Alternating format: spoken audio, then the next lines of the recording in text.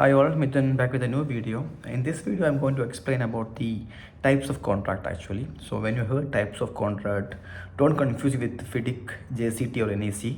That's all forms of contract. Okay, I'm talking about types of contract. So types of contract literally means the type of compensation.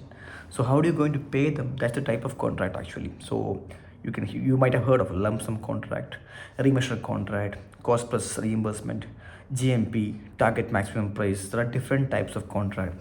So if you look into that perspective in a compensation manner, lump sum means you're going to pay them a lump sum amount. Remeasure means they're going to remeasure it and pay it.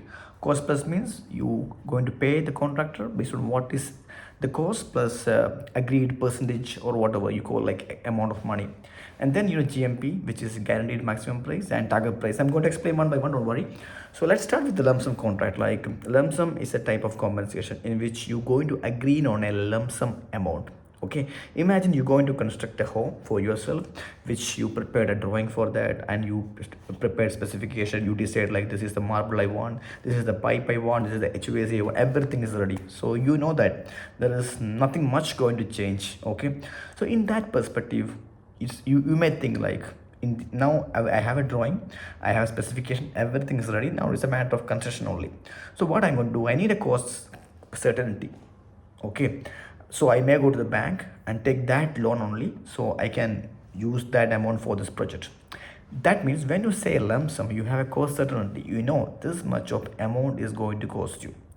So when you have a clear drawing, clear specification, clear scope, you can go for a lump sum because you know that it will not change much, because there is not, because when the specification is fixed, drawing is fixed, there is no chance unless you introduce some changes. If you introduce a additional swimming pool, that's other case, but unless that stage, the chance for change is very less. So in that case, to get a cost certainty, you can go for a lump sum contract actually. So from the beginning of this project, you know this much going to cost you, so that you can go to a bank, take a bank loan, and you can put in a bank account or a project account. So money will be going from that account only. So in the very initial stage, you're fixing it. This is the cost I'm going to cost, and this is the amount I'm going to pay. The positive part of this thing for an employer or a client, this is the amount I'm going to pay, and I'm not going to pay plus or minus. This is the amount I'm going to pay. So that is something you have a certainty. Okay, you have a certainty of cost. So that's something positive for you. Again, there are some limited negative part also. When I say limited part, you can introduce changes for sure, but that's going to cost additional amount of money. Usually when there is a defined scope, this kind of compensation works actually. So you know that now this is the amount going to cost you. Coming to contractor, and he knows that this is the amount I'm going to get. Okay, but when he get the tenders, okay, he know that this is a lump sum compensation.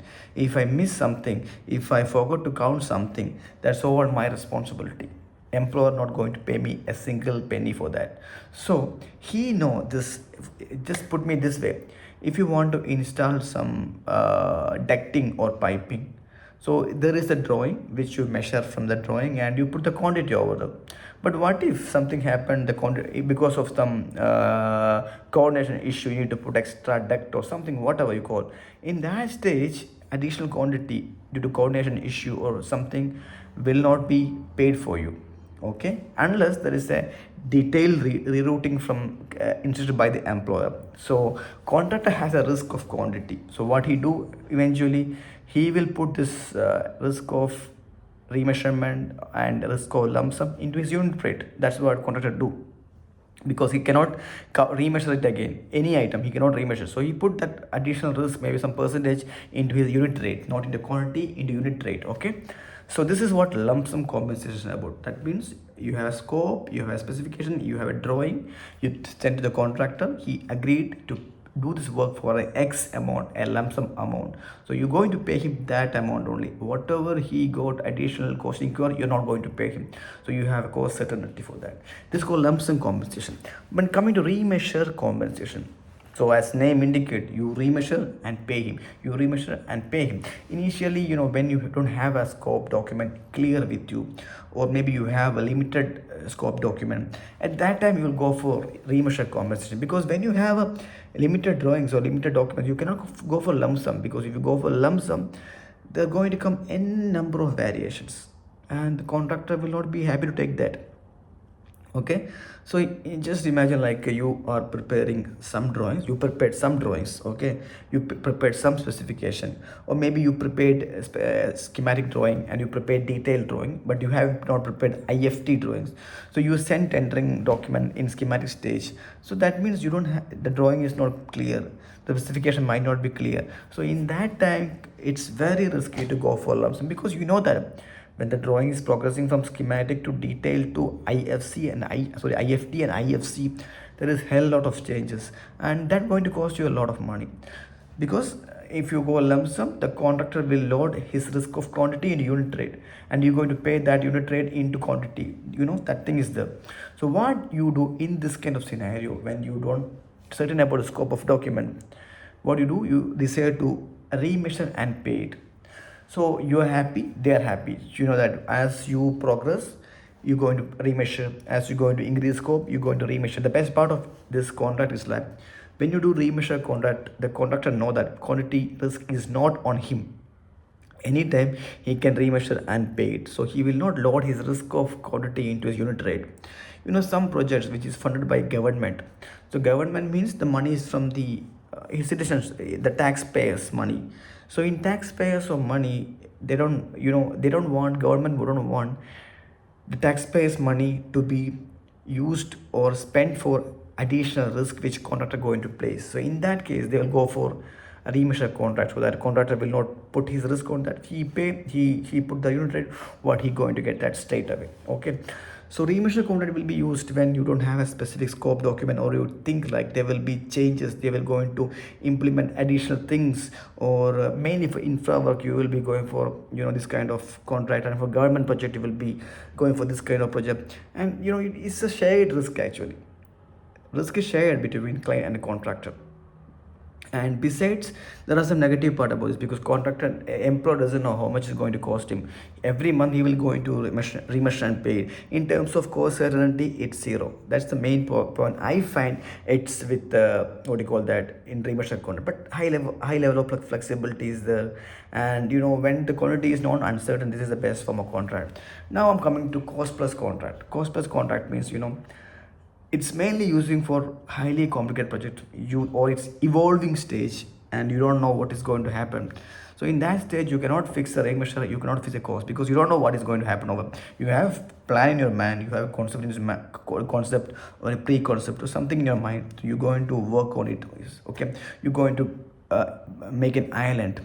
First you decide you're going to make an island in a heart shape, so that you start the work. But again, you have a second mind, maybe I can change it as a crescent, or I'll change it as a what do you call that, a triangle. So you will have different concepts in your mind. In that stage, you cannot fix any this kind of conversation, because you might not be having any drawings, you might not having any scope details. Even if you have a drawing, you may think like, I will change it later, something like that. You might have only master plan with you, but you decide to change the infra things.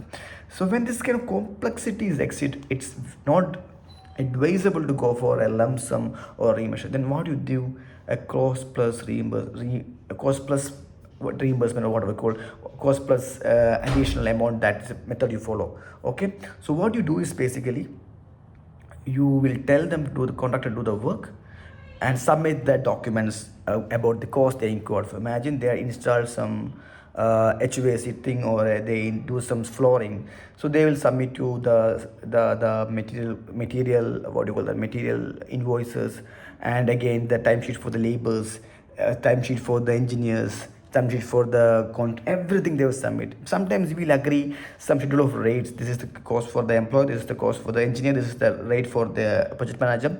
So into this, so exact cost you identify from these documents, then you plus some additional 5% and like incentive kind of things will you pay. That's called cost plus kind of contract.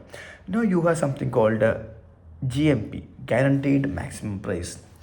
Okay, you imagine a lump sum contract. Okay, now you know that it's a lump sum contract, so it's going to cost this much only. So yeah, you approach a cost consultant, okay, and you told him like work it out for me, how much is going to cost me. Then he work it out, the cost amount. Then he said like actually it going to cost you 100 million. Okay, it this is the maximum I think I'm going to cost you. This is the maximum. Okay, then I would say like to contractor, see, this is it's not lump sum, it's a GMP. So 100 mil, I would say 95 million or 98 million as GMP. GMP means guaranteed maximum price. It's not lump sum. When I say lump sum means whatever X or Y, I need to pay the lump sum amount. But when I say GMP, I have a chance to reconcile the amount. Maybe when I say GMP, same amount, 100 million, I'm selling GMP. GMP, that instead of lump sum, if I say GMP, that is the maximum guaranteed amount I would pay. Doesn't mean that I'm going to pay him 100 million. But when I say lump sum 100 million, I have to pay lump sum million. But when I say GMP 100 million, I don't pay. It's not certain I will pay him 100 million as the amount. I can reconcile that amount. That's called GMP or guaranteed maximum price. There's something called, but again, if something goes above 100 million, the guy contractor has to suffer. So target maximum price is other form of contract in which you fix an amount as target maximum price, say 100 million. What is beyond that? When it go beyond that, it's share between employer and contractor. That is called the target maximum price. Like if something go high or down, that is share between the contractor and employer. This is all about different types of compensation and how it works. Hope it is clear for you. If you have any doubt, you can ping me in the chat box. Thank you very much.